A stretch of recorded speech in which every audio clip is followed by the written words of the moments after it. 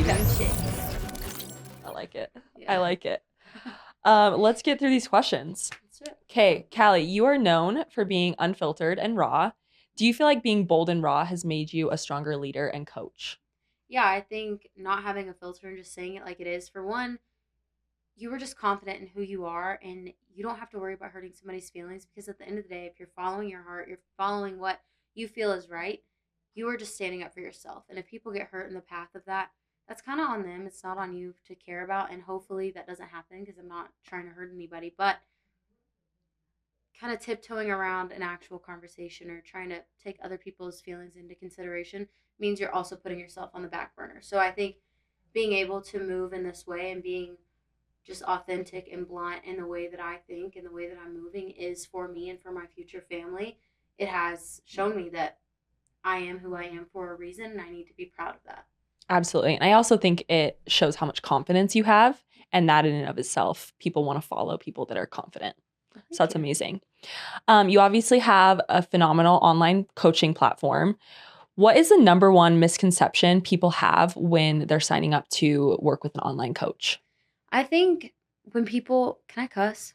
Sure, go for Okay, it. beautiful. I think when people sign up for coaching, they initially think that they have to have all their shit together, that they have to have all their ducks in a row.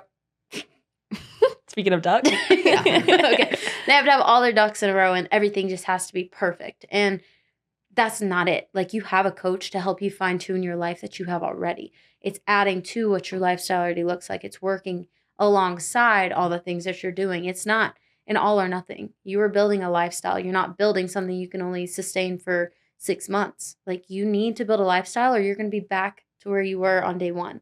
So my approach is always just look, you may be broken. You may not be where you need to be mentally, physically, or even like in your digestion, your gut health. But you have to realize like there's beauty in that. There's beauty in the progress. So come to me broken. Come to me without having all your shit together. That's fine. Just know that you need to put in the work. You need to adjust some things in your lifestyle, but having balance is good. And that's what's going to keep you on track for the rest of your life.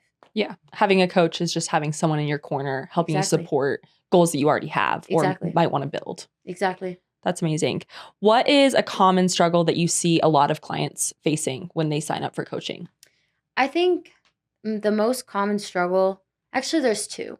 The first one being that they feel like they have to change everything all at once. It feels overwhelming. And then they just initially feel like they failed and they want to quit. But the thing is like you implement a couple small things, that's going to become routine. Then you add a couple more, and then that's going to be routine. And then you keep building on that, right? It's not, okay, I suck at this. The list is 50 things long, and you're trying to focus on too much at once. Like focus on small workup, right? So that's one. The second one, low-key just left my brain, but oh, yes, I do remember.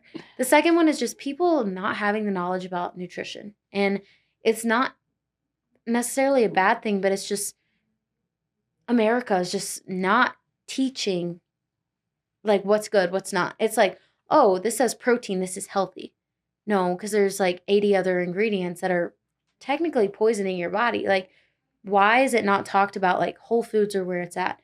Getting your nutrients from actual foods and then adding supplements where you need because there is a need for supplements, but you shouldn't be getting them from supplements initially, right? They add help. And if you aren't eating the right way, the supplements aren't going to do anything anyway. So just the struggle with nutrition, not having the basic knowledge, I think that is the hardest thing just because there's so much to grasp when I wish we would just grow up knowing like this is how you eat.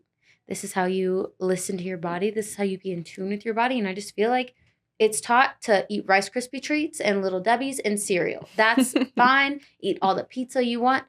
Like, no, that's a reward, you know? Yeah. I don't know if that makes And you're not sense. going to feel very good. Exactly. But realistically, it's so overcomplicated these days and people get overwhelmed by that, to your point, and breaking it down to how simple, like you said, whole foods, the basics, getting your protein in, hitting those goals and just making it easier for people to understand. Speaking of supplements, what is maybe the first couple supplements, bucked up supplements that you recommend to clients or people asking about bucked up? So initially, I would say getting greens would be number one because if your gut health is not in check, you're going to be bloated. You're going to hold inflammation. Your body's going to be stressed no matter what. So getting on greens, making sure your digestion's there, the vitamins, minerals coming from that, the fruits and the veggies that are located in the greens are going to help overall in so many aspects. And then from there, I would say protein. Protein is something that I feel like so many people struggle with.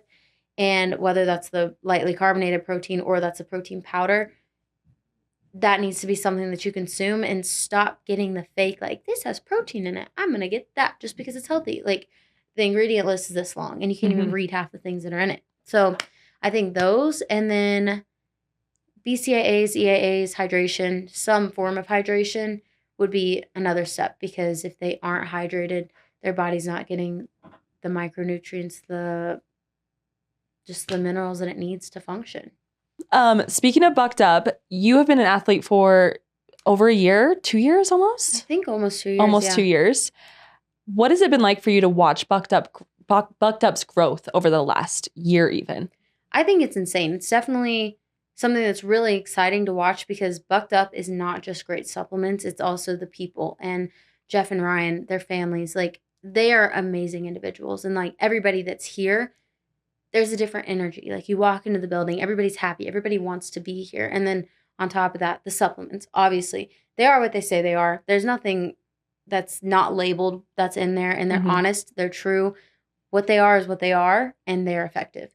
So working with a brand that, for one, is the type of people that I want to surround myself with, but also an honest company with honest products, that's what I want to do. And I don't know if you know this, but I don't partner with anybody else. I don't want to partner with a bunch of brands. I only work with brands that I can see the vision and I like their morals and where they come from. Bucked Up's great. And they align with everything. So that's why they're the only brand that I work with. And I think people can tell when you genuinely do believe in a product in your content or how you're promoting it, even in the ads you film, people can tell. 100%. We do a lot of fun stuff at Bucked Up. What has been your favorite trip or experience you've had with Bucked Up? That's hard, because I've been out here like every other month, like the past, I don't know, 4 times I've been out here, I think. Have I been out here 4 or 3? I think you've been out here 3 times that I can think of in the last like 3 or 4 months. 6 months, Yeah, so I think my favorite thing, there's been a couple things.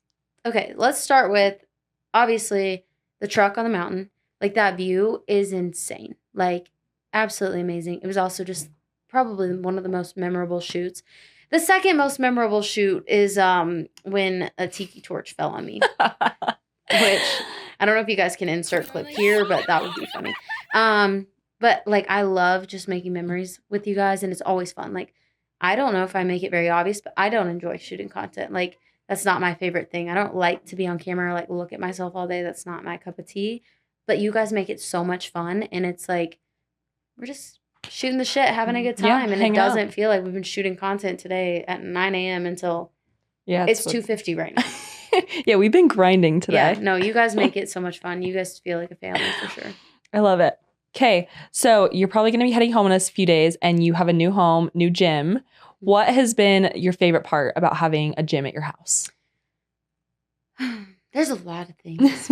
So having a gym at my house, for one, there's just some days that I just am burnout, and like, I just don't feel social. I just want to lock in on me, only me. That's what I'm going to focus on. And then I have a ton of stuff that I need to lock in on business wise. So I'll just go out to my gym, bang out a workout. I know that I'm super focused, hop in my cold plunge usually before that, and I'm just locked in the whole day. So I can just be a complete hermit if I want to be. I love that. But also, I love like my dogs coming in, That's so around fun. the gym. It's very chaotic, but I know when I'm a mom, like, I'm going to want my kids in the gym. So having like that chaotic, crazy energy around me, it just kind of makes me happy. And it's like, yeah, that's why like my life is great. You know, like, I'm very grateful for my life and things that I have. So definitely just being able to be alone in there is really nice. Have you felt like you've been more experimental with your workouts since you've had the privacy of your own gym, or do you stick to your tried and true programming? I wouldn't say that I've really tried anything new in my home gym. I kind of give no fucks anytime I work out. It's just like, I'm going to try it. If I feel it, my mind muscle connection is there, great. If it's not, then I won't. But I will say, just having the privacy to just lock in, feel how I want to feel, not worried about anybody else. Like, I do feel like I'm able to lock in and push a little bit harder, just because Yeah. I don't have somebody coming up and talking to me. And if you guys come up to me at the gym, I don't care. Don't take this the wrong way. But it's just I can stay locked in. And then when I want to come out of that, I can. So absolutely. Okay, you've been traveling a bunch recently. When you land somewhere new, what's the first thing you like to do? Explore, eat, or train? Or what order do you do things? So typically, the first stop is water, and I chug water. Then after that, I go to the gym. After that, I go to the gym. I don't... Wait, did I just say food? You said water, gym. I didn't mean that. I was like, wow, she grinds. No. Colby knows what we do. So I like water, and then I go to the gym, and then... No, I just messed it up again. Okay. No, that is right. That's how traveling feels. Right. Traveling feels chaotic. Yeah, I got here at 12:30 last night. Give me a break. Okay. Restart. When I land, I get a water, go to a gas station. Then I go to the gym, and then I get the fattest meal possible. I love it. So I like to train fasted, but if I can't be fasted, I at least like to be like borderline starving. Yeah. Do you feel like that kind of helps work off some of the travel, like the plane, like bloatedness and all that stuff? I always feel like absolute trash when I travel, especially flying from here to Florida or vice versa. Like it's like 5.5-ish hours, I think. And I'm just like, well, yesterday, like shit, I had 2 double burgers before I even got on the plane. And then my flight got delayed. So then I got some extra things, but they weren't that bad. But at the same time, I'm like, yeah. So definitely movement gets rid of bloating for sure. I love that. And speaking of like eating fun food or eating massive meals, how do you personally balance your lifestyle? Because you obviously are coaching people. You live a very healthy lifestyle, but you're obviously enjoying fun food. How do you balance it all?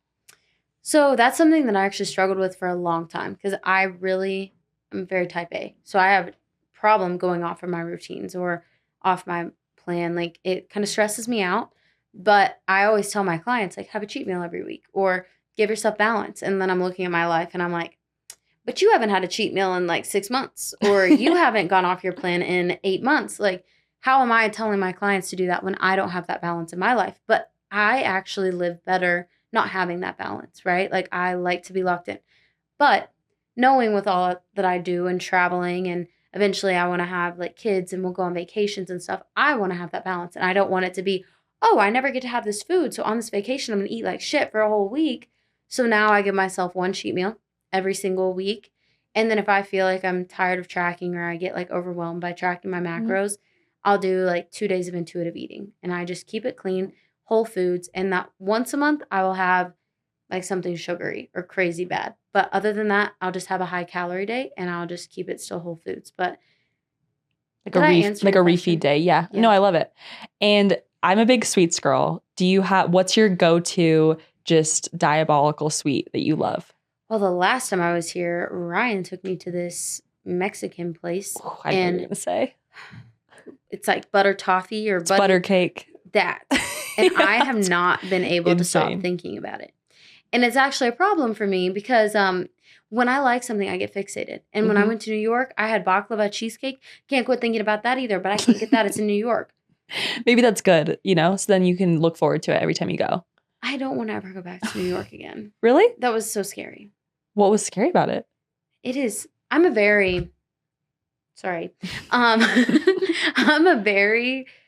homebody type of person. I like my space. I don't like mean people. Not saying anybody that I came across in New York was mean. Nobody was mean at all. But I get overwhelmed by too many things. I get very overstimulated. From Kentucky on a farm. There was like 2 miles in between me and my neighbor. Like I get overwhelmed. Yeah. No, I feel that. How do I say this? An introverted extrovert? Or is it extroverted introvert? I think both would work. Okay. But I agree with you. I feel the same way. Yeah. Like I definitely love talking to people and being around people, but I recharge my energy by being alone. Yeah, I have to. And I need alone time or else I'm going to freak out. Yeah, and then like if I can ever find somebody that can be with me during that alone time, like that's it. Like you are who I'm supposed to be with. Until then, nope. X. Yeah. Okay, last question. I don't know how to phrase this. On your personal social media, you are constantly giving inspirational speeches or hyping people up. What would be to the camera your message today, your motivation today? What's on your mind? I would honestly say anything you want to do, you can achieve it. But if you've already told yourself you can't, you've already defeated yourself. You need a plan in place. You need to put things into motion and then just work for it. Because at the end of the day, never in my life would I imagine that I'm where I'm at right now. I wouldn't imagine that I'm working with Bucked Up or the people that I've been watching since I was younger. And it's because I pushed the limits, I got uncomfortable, and I told myself there are no limits. So if you're wanting to do something, pull the trigger, shut your brain off, and just let the world take you where you're supposed to go. You're amazing. I'm fired up. I love that.